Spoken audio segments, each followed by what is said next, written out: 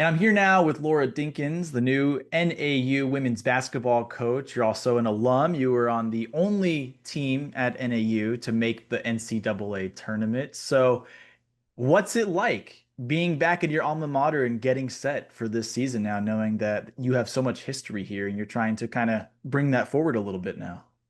Absolutely, Jordan. It's been a dream come true. I struggle to put into words what this opportunity feels like, but it's been an incredible experience so far. When you found out that you were in the running for the job and you were going through it, what was going through your head as far as, the possibility of coming back here?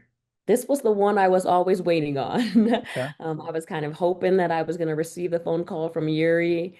So I had fingers crossed. And when I saw his name appear on my caller ID, I guess so to speak, as nervous gets. And so before this, you're at GCU, and so we were talking to Molly Miller, Jordan Ham was on our staff, and he had to ask her this, and she wanted to pass along this question to you. What are some things that you're taking from your time under her at GCU that you want to use? And what were some things where you're like, I'm absolutely not going to do that here? Well, I don't know about the not gonna do that here.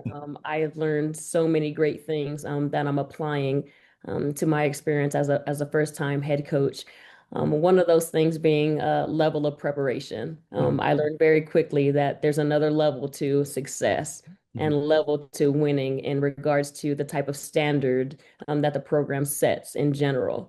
So a lot more positives than negatives. I also learned the value of relationships, not just with your players, but we're talking administration, we're mhm, talking community, we're talking about our donors, and being able to stay true to your authentic self while mhm. building and maintaining those relationships and how critical and important that is. Yeah.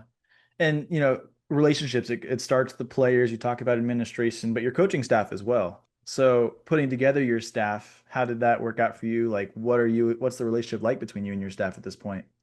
Absolutely. I have an amazing staff. Obviously, I'm biased, but one of the most important jobs I had was to make sure that I surrounded myself by a like-minded staff, who all had the same type of goals and aspirations that I do.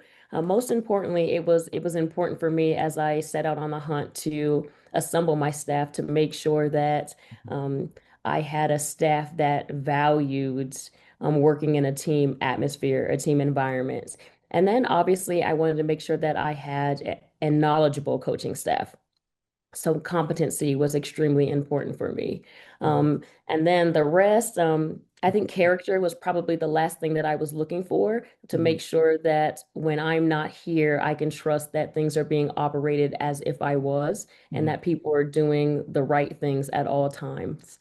Once I had marked those three boxes, the rest kind of took care of itself. And so I'm a little biased, but I believe I have the best staff in the country.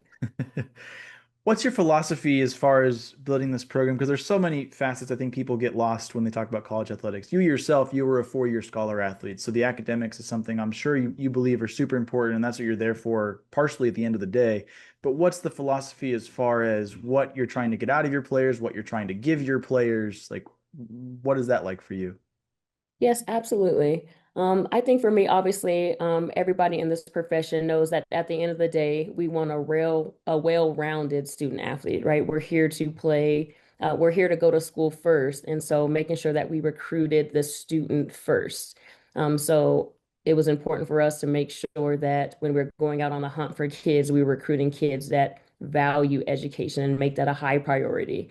And then the basketball comes next. But if you can recruit kids that holds academics to a high regard, then the basketball takes care of itself. We trust that you would do the same thing when you step foot on the floor.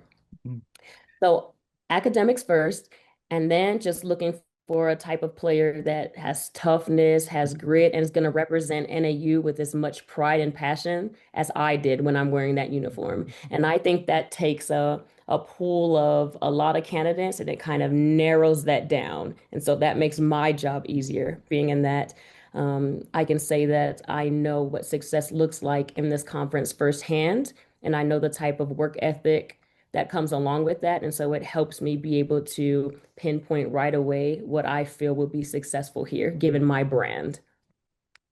Last thing I think I got for you then, we're doing this show and it's a unique year in Arizona. All four Division I programs, new head coaches this season. And you have your history. You know Molly Miller at GCU. Now she's at ASU.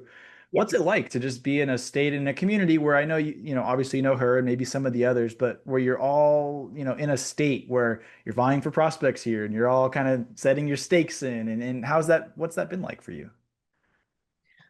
It's been incredible. Obviously, every game that's played is very strategic, right? Oh. It's always a recruiting opportunity, and so I think that makes things extremely competitive. And basketball is a small world, especially Mhm. in the coaching world.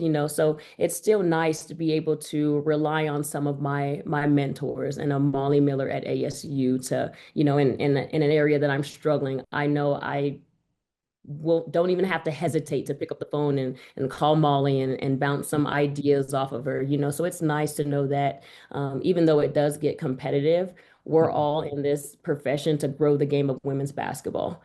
Yeah. I guess one last thing then finally, because it popped in my mind while you were saying that. What are your expectations for this season? Year one, I feel like coaches are very spread. Some it's all about the wins, sometimes it's all about the culture. What are your expectations for year one? My expectations are to grow our culture. I tell Mhm. my ladies this all the time. We want to be process driven versus result driven. Mhm. And I believe if we take care of those details, the wins will take care of themselves. But we just want to set our focus and our minds one game at a time. Every practice, our goal is to just get 1% better, nothing more than that. Well, Coach Dinkins, thank you so much. I really appreciate the time. Thanks for speaking to me That was this week and good luck. such a pleasure, Jordan. Thank you so much.